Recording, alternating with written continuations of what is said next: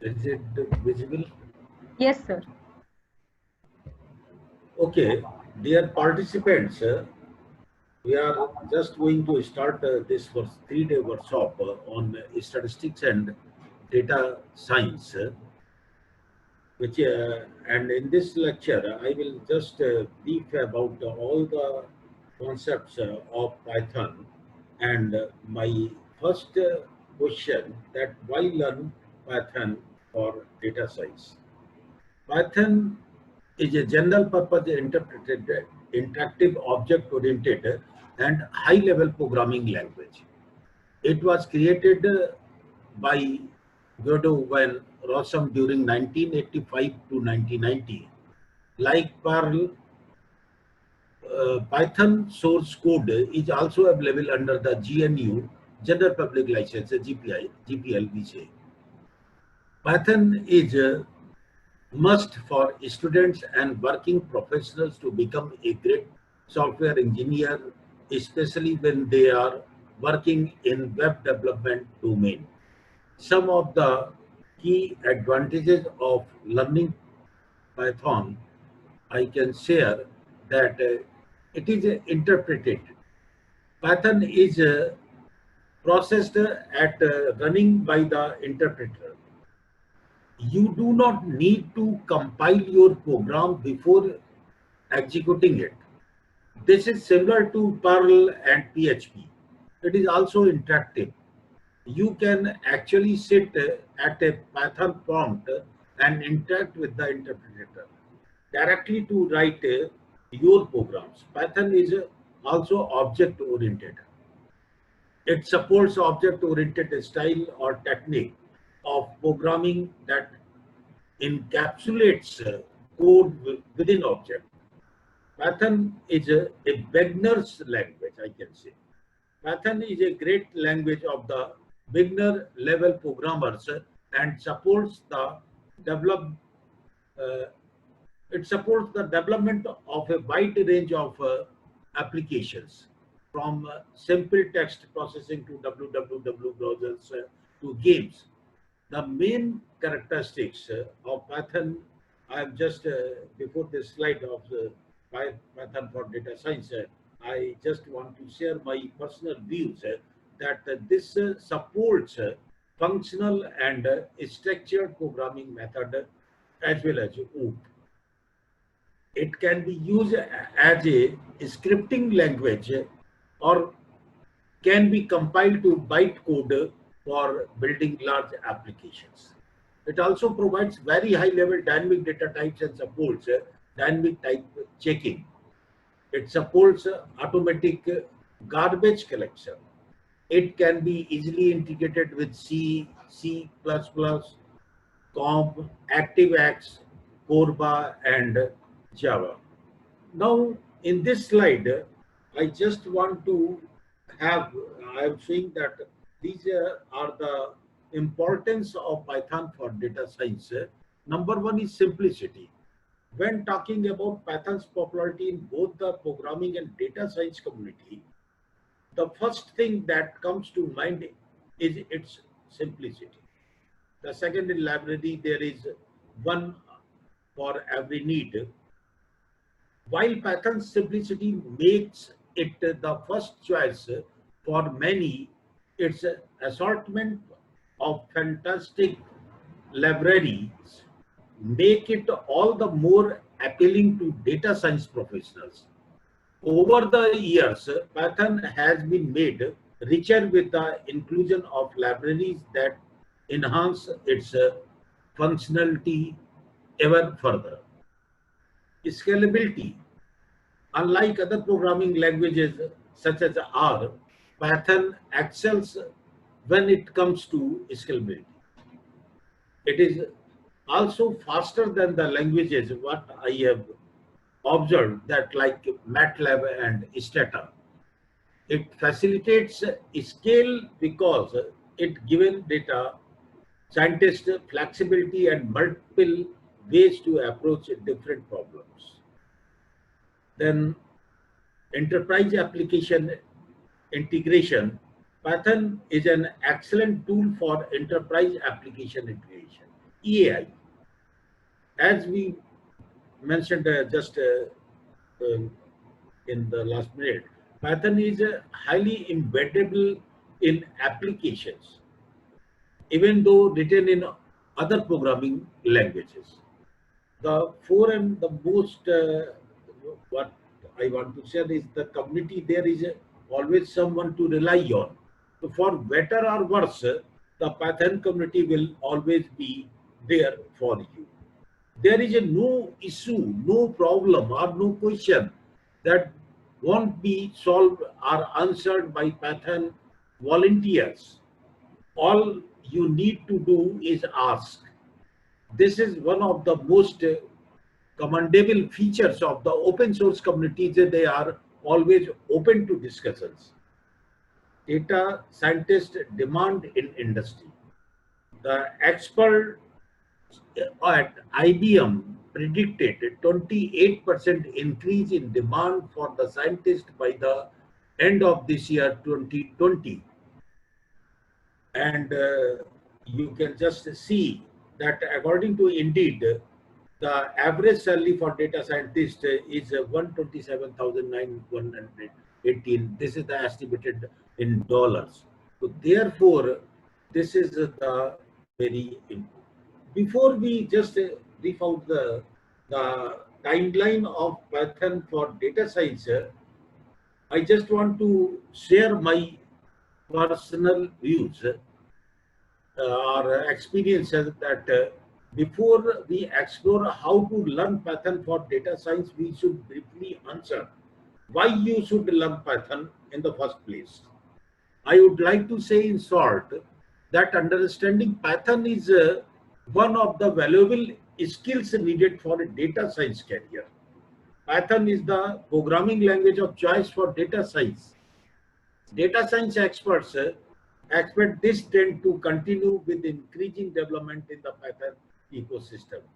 And while your journey to learn Python programming may be just beginning, it's nice to know that employment opportunities are abundant as well.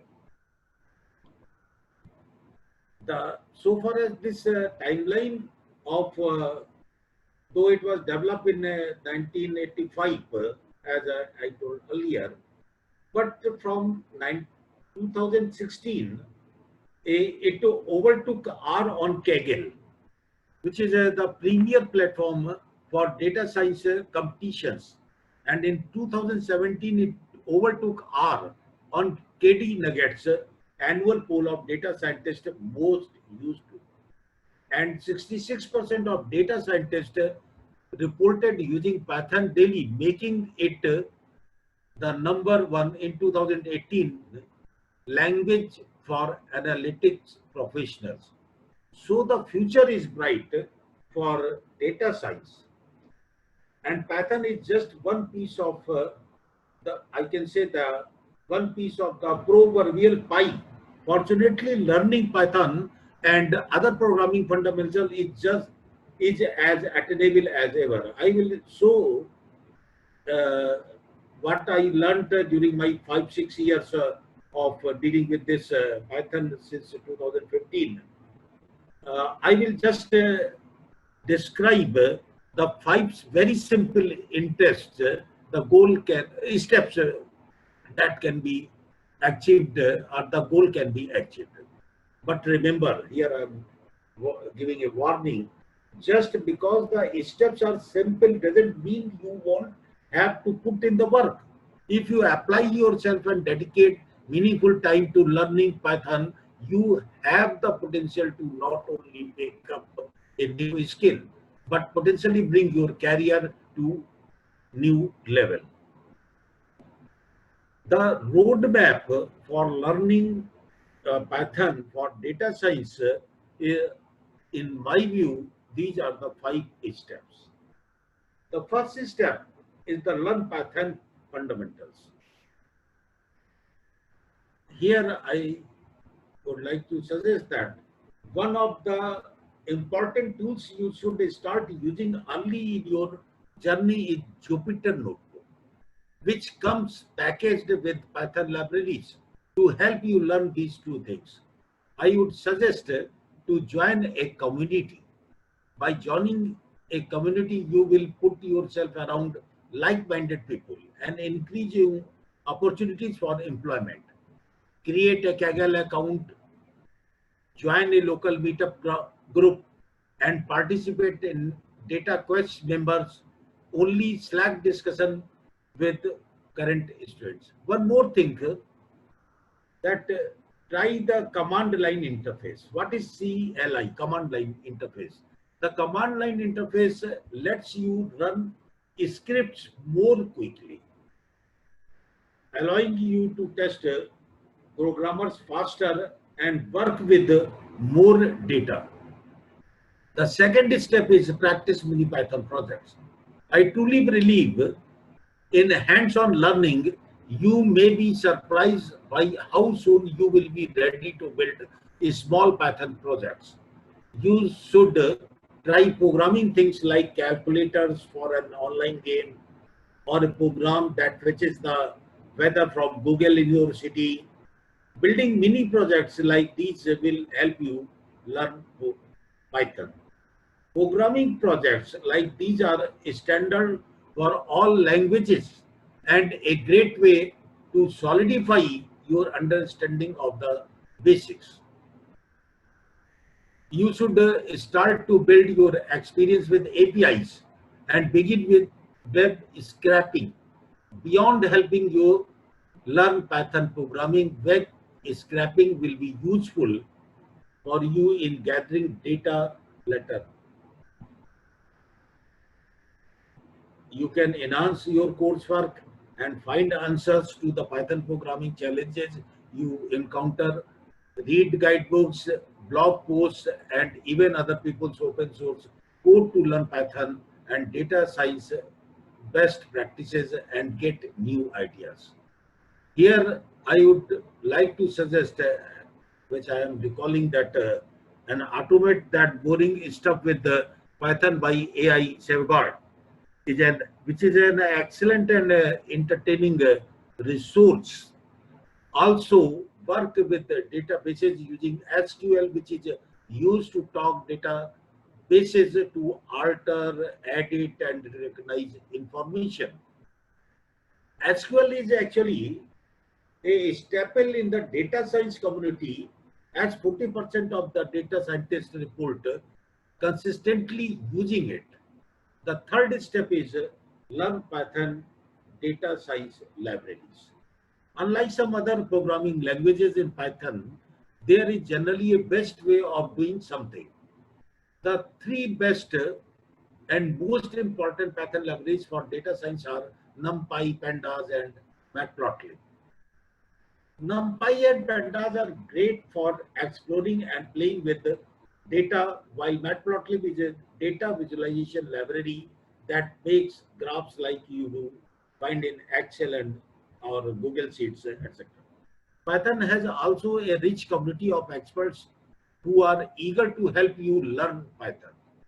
Resources like Quora, Stack Overflow, and DataQuest Slack are full of people excited to share their knowledge and help you learn Python programming. You should also use Git for version control. Now, what is Git? I'm just Git is a popular tool that helps you keep track of changes made to your code, which makes it much easier to correct mistakes, experiments, and collaborate with others. The fourth step is build a data science portfolio as you learn Python. For aspiring data scientists, a portfolio is a must. These projects should include several different data sets and should leave readers with interesting insight that you have gleaned. Your portfolio doesn't need a particular theme. Find data sets that interest you, then come up with a way to put them together.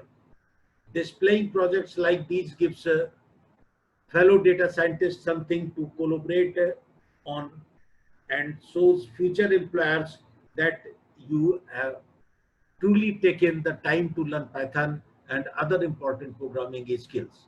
One of the nice things about data science is that your portfolio doubles as a resume while highlighting the skills you have learned, like Python programming. And one thing most of the times I shared to my students or research students that we don't share our skills. That is why I am saying that communicating, collaborating, and focusing on technical competence are must for all of you. During this time, you will want to make sure you are cultivating those soft skills required to work with others, making sure you really understand the inner workings of the tools you are using. While learning Python for data science, you will also want to get a solid background in statistics. Understanding statistics will give you the mindset you need to focus on the right things. So you will find valuable insight, whether it is a real solutions or something else, rather than just executing code as we do in other languages. The last step, or the finally I can suggest, is the apply advanced data science techniques. The last aim is to sharpen your skills. Your data science journey will be full of constant learning, but there are advanced courses you can complete to ensure you have covered all these bases. You will want to be comfortable with regression, classification, and k-means clustering models. You can also step into machine learning, bootstrapping models, and creating neural networks using scikit-learn. At this point, programming of projects can include creating models or models using live data feeds. Machine learning models of this kind adjust their predictions over time. Data science is an ever-growing field that spans numerous industries. At the rate that demand is increasing, there are exponential opportunities to learn. Continue reading, collaborating, and conversing with others, and you are sure to maintain interest and a competitive edge over time. And most of the times you may ask, or sometimes now the question arises, how long will it take to learn Python? I think that after these 5 steps, the most common question we have people ask us is that how long does all this take? There are a lot of estimates for the time it takes to learn Python. For data science specifically, estimates a range from 3 months to a year of consistent practice. I may say that focused practice of 3 months at least. And some important resources for this, I just want to share that Kaggle KD Nuggets study on Python overtaking R, KD Nuggets poll of data scientists and tools they use, Indeed.com salary estimates for scientists or data scientists who are working in industries or various Forbes is a magazine, Society for Human Resource Management. Now my question is that why Python is essential for data analysis and data science. I will discriminate. In the next slides I will discuss the difference between data analysis and data science. Actually, Python language is defined as an interpreted and object-oriented high-level programming language with dynamic semantics. Its high-level built-in data structures combined with dynamic typing and dynamic building make it very attractive for rapid application development, as well as for use as a scripting language to connect existing components. Python is a general purpose programming language, meaning it can be used in the development of both web and desktop applications. It is useful in the development of complex numeric and scientific applications. It is one of the fastest growing programming language in the world. Now, my as a statistician, what I think, what is the difference between data analysts and data scientists? I will just come. Data analysts are responsible for interpreting data and analyzing the results utilizing statistical techniques and providing ongoing reports. They develop and implement data analysis, data collection systems, and other strategies that optimize statistical efficiency and quality. They are also responsible for acquiring data from primary or secondary data sources and maintaining databases. Besides, they identify, analyze, and interpret trends or patterns in complex data sets. Data analysts review computer reports, printouts, and performance indicators to locate and correct code problems. By doing this, they can filter and clean data. This is just my personal view which I want to share. Now the question arises, what is data analysis and what is data science? Most of the persons of Indian origin didn't know that data scientists are same as data analysts. Now I am just sharing my personal view that it's very important to establish the relationship between data analysis and data science.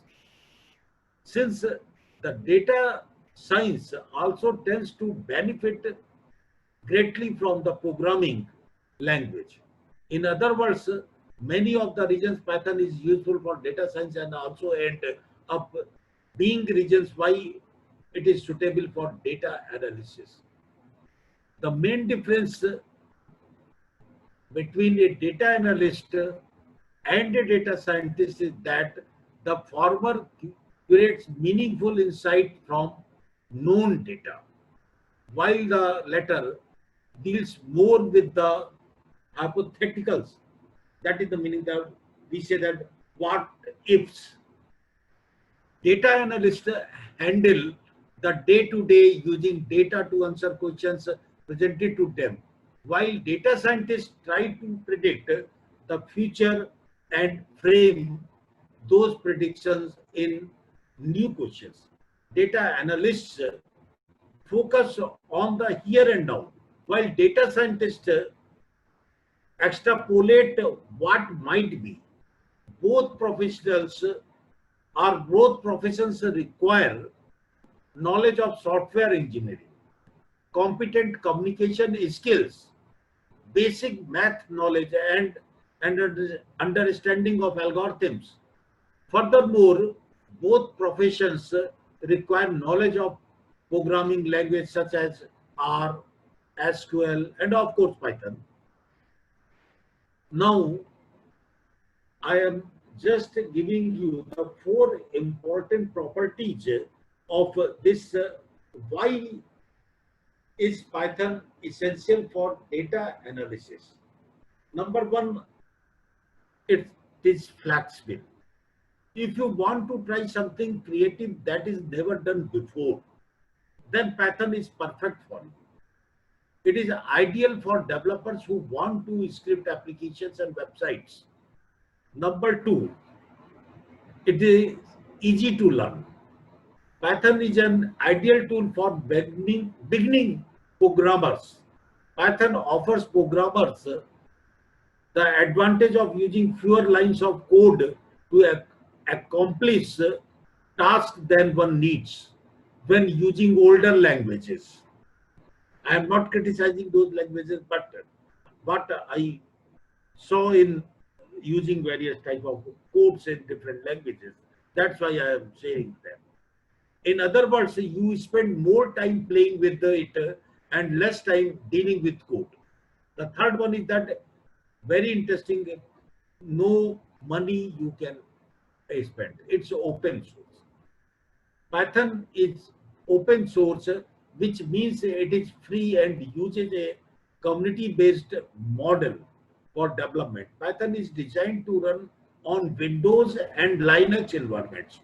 It can easily be ported to multiple platforms.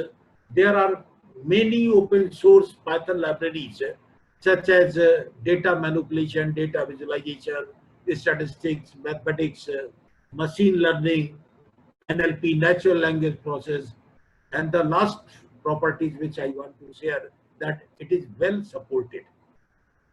Python has a large following and is heavily used in academic and industrial circles, which means that there are plenty of useful analytics libraries available here. We will see at this present time, Python's popularity is increasing. And therefore, I just want to say that Python statistics fundamental. Though I am a man of statistics, I am not going to detail of all such things of statistics, but I just share my views that how Python is statistic fundamental is related with the descriptive statistics and inferential statistics. In our Python language, I can say that descriptive statistic is about describing and summarizing data. It uses two main approaches. The quantitative approach means that we are describing and summarizing data numerically. The second one is the visual approach, which illustrates data with charts, plots, histograms, bar diagrams, and other graphs. You can apply descriptive statistics to one or many data sets of variables when you describe and summarize a single variable. You are performing univariate analysis.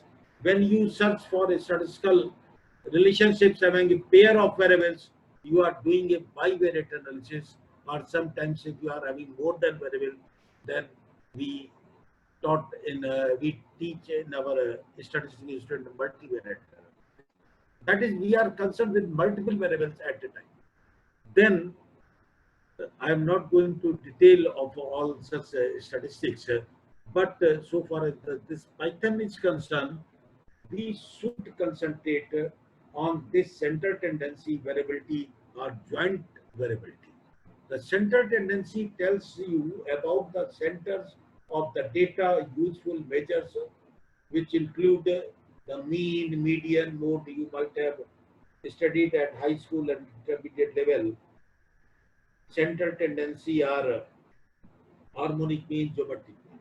Actually, in a data number of observation, there is a tendency to centralize all the observation toward a fixed value. That value is known as the central value. And this type of tendency in the data is known as central tendency. And in the statistics, we measure this central measure from median, sometimes by mode, sometimes by mean, sometimes and different type of means are also timed mean, and in different softwares. So far as the variability and joint variability tells you about the spread of the data, and the next thing which comes, similarly, joint variability tells you about the relationship between the pair of variables in a data set. The next step is that population and samples. The important branch of statistics is statistical inference, where we draw conclusion about the whole population on the basis of the information contained in the sample which has been drawn from the same population. With that, we should know what is our population and samples. In statistics, the population is a set of all elements or items that you are interested in. Population are often vast, which makes them inappropriate for collecting and analyzing data. That is why statisticians usually try to make some conclusions about a whole population by choosing and examining a representative subset of that population. This subset of population is called sample. Ideally, the sample should preserve the essential statistical features of the population to satisfactory extent. The next important way is the outlier. During my last 35 years of service in statistics, most of the social scientists, medical professors came that this is a particular, you see the picture here, all are sheep, but this one is goat. And if we are going to analyze this structure, then most of the researchers or scientists or medical professionals say that please exclude this goat from this group and then try to analyze it. But I can't. Outlier is very much. We should focus why this outlier is coming. And what is outlier? An outlier is a data point that differs significantly from the majority of the data taken from a sample or population. There are many possible causes of outliers. A few I have just indicated in this slide: the natural variation in data, change in the behavior of the data object system, errors in data collection. Now, these are some important issues that should be kept in our mind whenever we are going to study the concepts of Python and Python libraries. As a descriptive statistics, I am not going to teach you statistics, but this just brush up your ideas of statistics. Now, choosing Python statistics libraries are very important. There are many Python statistics libraries, but some of the most popular and widely used are Python statistics, NumPy, SciPy, Pandas, Matplotlib, and Seaborn. Python's statistic is a built-in Python library for descriptive statistics. It can be used if your data sets are not too large, or if you can't rely on importing other libraries. While NumPy is a third-party library for numerical computing, optimized for working with single and multi-dimensional arrays. Its primary type is the array type called Pandey array. This library contains many routines for statistical analysis. For our participants, I am sharing this link. I will share all these slides. I will ask our organizing team member to share this PPT to each and every participant in the Telegram group, and so that each participant can explore the NumPy through this link. Though it has already been suggested so many times, our team member are posting messages regarding Anaconda, which is a very high processed software. So this link is also very important if you are really interested to see that what is the NumPy. So that's why. Similarly, SciPy is a third-party library for scientific computing based on NumPy. It offers additional functionality compared to NumPy, including SciPy stats for statistical analysis. It also helps for collection of algorithms for linear algebra, differential equations, numerical integration, optimization, built on NumPy. And link for this particular library, you can explore through this link, scilib, therefore. The third one is the Pandas. This is the most important and very heavy library, which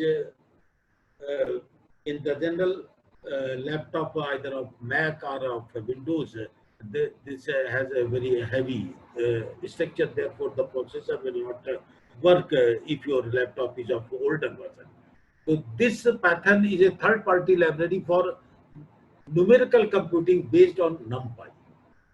It excels in handling labeled one-dimension data with series objects and two-dimension 2D data with the data frames objects. And it also provides tools for data manipulation, reshaping, merging, sorting, slicing, aggregation. It also allows the handling of missing data. In most of the familiar software, you might have heard SPSS. So almost 99% of social scientists in India are using data analysis through SPSS. There is only one concept of missing data, three discrete observations as an outlier can be there, or some range are given. But here, this pandas can allow you that how will you handle all the missing data in your analysis. And the link for pandas is pydata.org. You can explore this library more in detail. This one is that. In many cases, series and data frame objects can be used in place of NumPy arrays. Uh, Often you might just pass them to NumPy or SciPy statistical function. In addition, you can get the enabled data from a series or data frame as a NumPy.ND array object calling values are .2 underscore NumPy. Now the question, one more library is a matplotlib. This is also a third-party library for data visualization. It works well in combination with NumPy, SciPy, and pandas. Python 2D plotting library, which produces publication quality figures in a variety of hard copy format, a set of functionalities similar to those of MATLAB, line plots, bar charts, scatter plots, histograms, pie charts, etc. You can draw, and there is a lot of visualization there, relatively low level. And the link I am giving you for this, you can explore this matplotlib issue. One I want to share, in spite of all these NumPy, SciPy, and pandas, some more useful libraries for machine learning algorithms are also there, for where we use classification, regression, clustering, model validation, and scikit-learn.org is the best link which I am sharing to give you the detail of this. And similarly, there are some resources like Loopma, Loop for loops, array programming with NumPy, Pythonic data cleaning with pandas and NumPy. These are the some resources which are available in, you can directly link with the scikit.learn. One more thing, that is just a CBOT. It is based on matplotlib, but it is some type of advanced library. Using this CBON, you can provide high-level interface for drawing attractive statistical graphics, as it is similar to popular ggplot2 library in R. And one more important two links I am sharing as cbon.pydata.org. You can download tutorial notebook. This will be very helpful for all the participants who are at the very beginning, or just Python is new for them. And the most important link I want to share is that on a local computer, save this, the last link, rcs.bu.education. What is given in this? There are number of examples, data sets, data series, data frames are given in this, and how the steps and how the codes in Python using different packages and different libraries have been mentioned. So you don't need to go to ask anyone what is the code, what is the library. You just go to this, right? The last one, examples.python, data analysis, data science. This is the most important issue.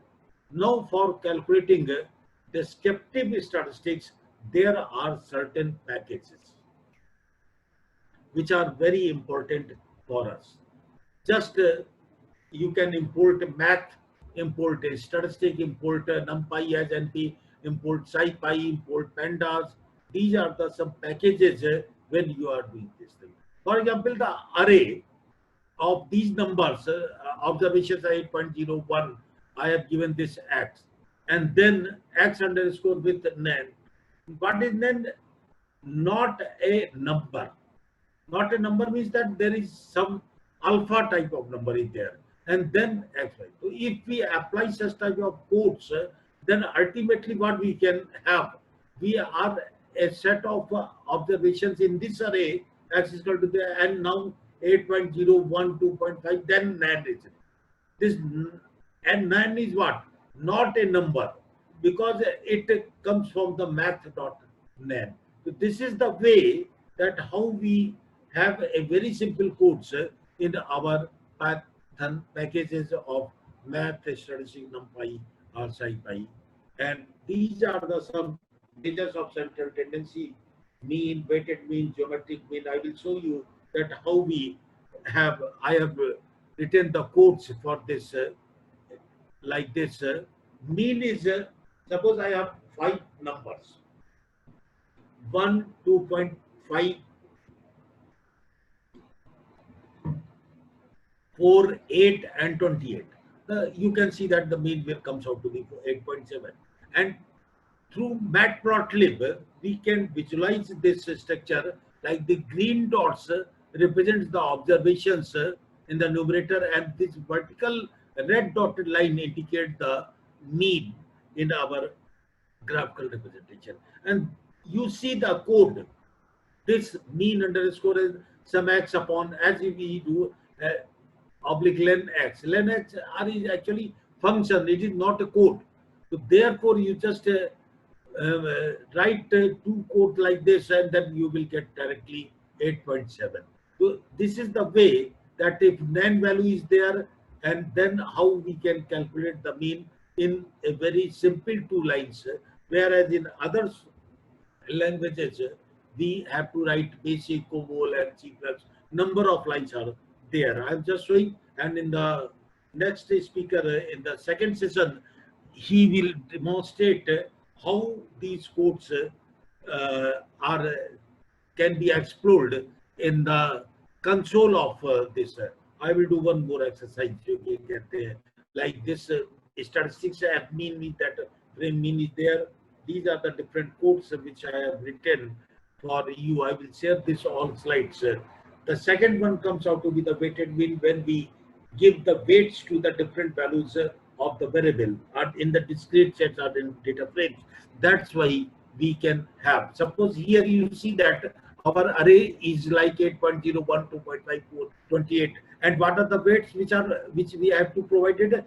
0.1 to 8, 0.2 to 1, 0.3 to 2.5, 0.25 like this. And then we will write this weight. W means weighted mean, and it comes directly 6.95. I will ask Mr. Hitesh, who will come to demonstrate how they can run these programs in the different software. Similarly, here for arrangements and average, we can get harmonic mean. I have given here the same. Now you see that how many decimal places these men. I have already done this, and so my age is almost 58 plus. So I cannot so fast, but in laptop, in desktop, I can do all these things. But I am representing my presentation through this laptop, so I'm not so fast. But I will show you one simple program that how it acts. So similarly, geometric mean. Then mode we can work out. This is the matplotlib curves. Similarly here, these are the mode, and then measure of variability, where variance, standard deviation, skewness, percentiles, ranges, etc. are the most important aspects to measure the variability in the discrete set of data or when data frames are given. So variance formula, I am not going to detail to describe the variance structure is there, but the curves is like this. This is the vertical red dotted line is the mean. These are the observations, and the program for this is the function len x is given by this, and we can calculate the variance by this way. Then standard deviation, skewness, we can work out and we can measure the asymmetry of the data for this. These are the programs which I have written for percentiles, quantiles, and so on. These are the programs. Now, knobs means that number of observations of element in your data set. Min-max means the tuple with the minimum and maximum value of your data set. And so far as the statistical range concern is there, which measure some type of variability in our measure of dispersion. Mean, the mean of your data set, variance, the variance of your data set, skewness, this all can be achieved with a direct sample.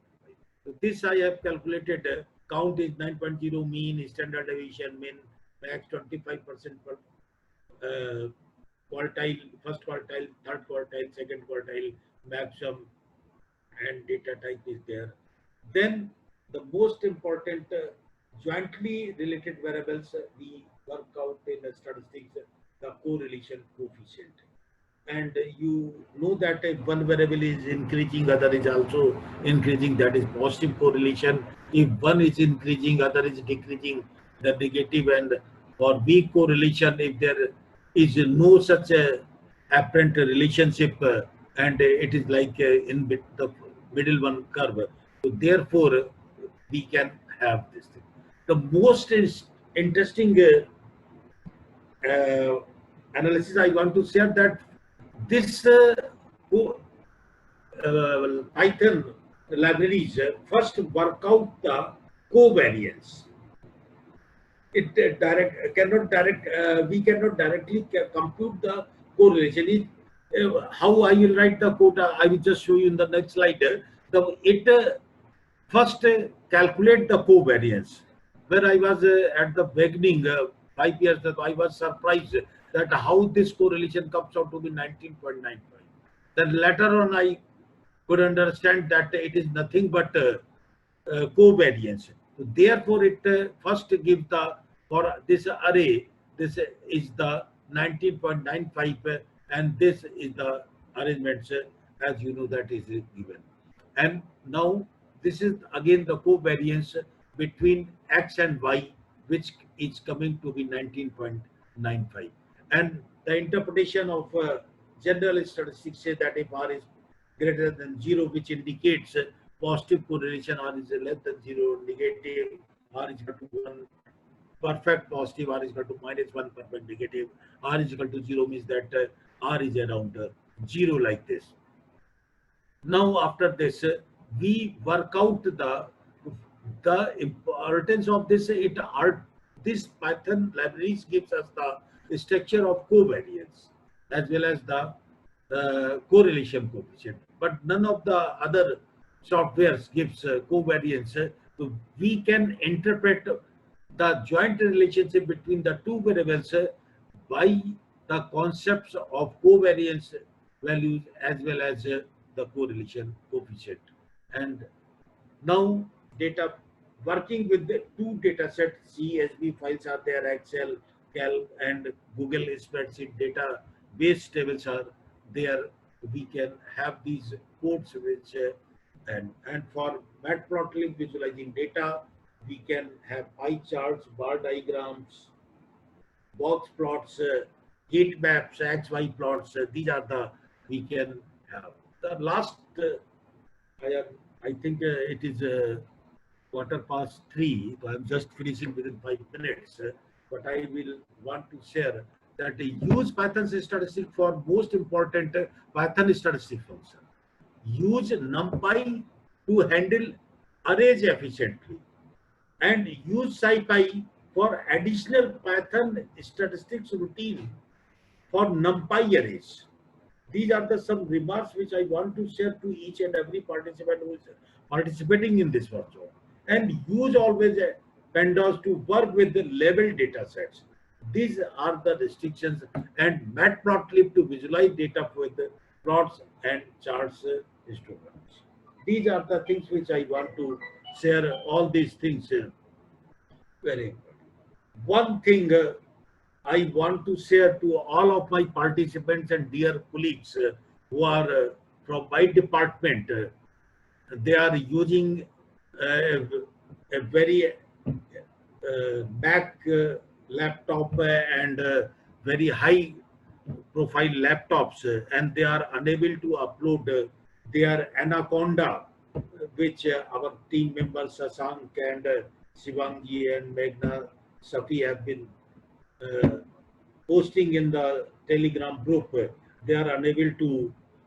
So most of the participants who their laptop of older version, as my laptop is also this, it is from 2015. So how we can have this? I am just giving a. I am Indian, and there is a jugaad technology everywhere in India. Your work will be over. So how you can do this? You go. I am just going to the Chrome instead of going to other sites. What I am going to show that it is just Google Chrome. Pe I went and there is a site. It is a repl.it. You see that I am going to this site instead of going Anaconda and Python libraries, simply switching over this repl.it and start code. Now Python is coming very easily, very quickly. We can understand if we are at the very stage, then create REPL.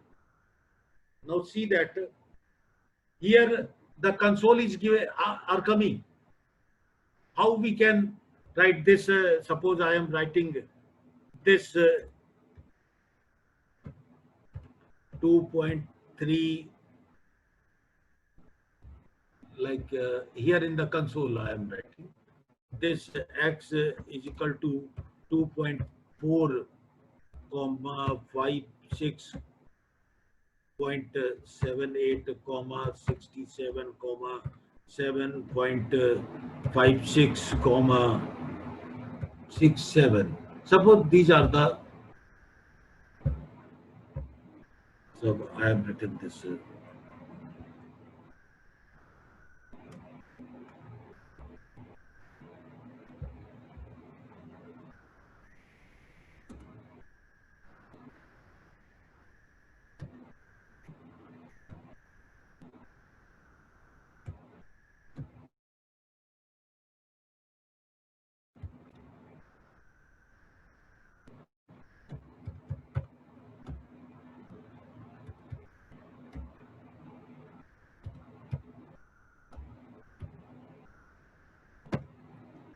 This is our array.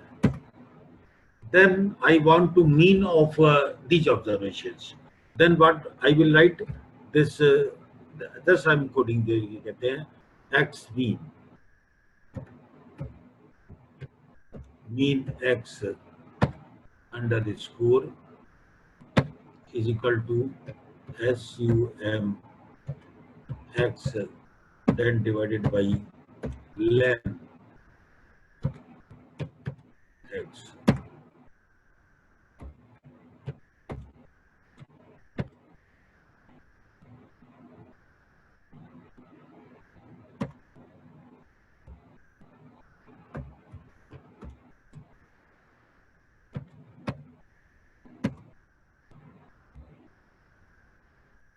If I will, here I am just writing the code.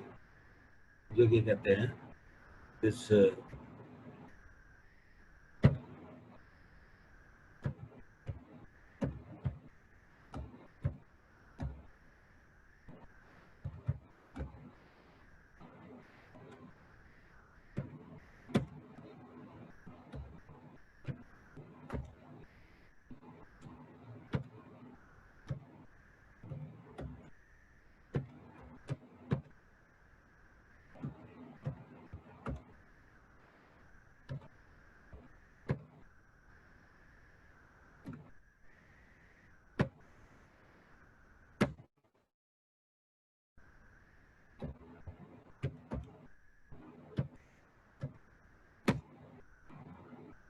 here we can get the mean. जो क्या कहते हैं थोड़ा speed. I am using some intervention. But what I am suggesting that you can go directly here with this website RE Builder, and you can start your learning of Python from this website, that is repl.it, and I will ask our organizing team member, please share this site so that there is no need of Anaconda and other.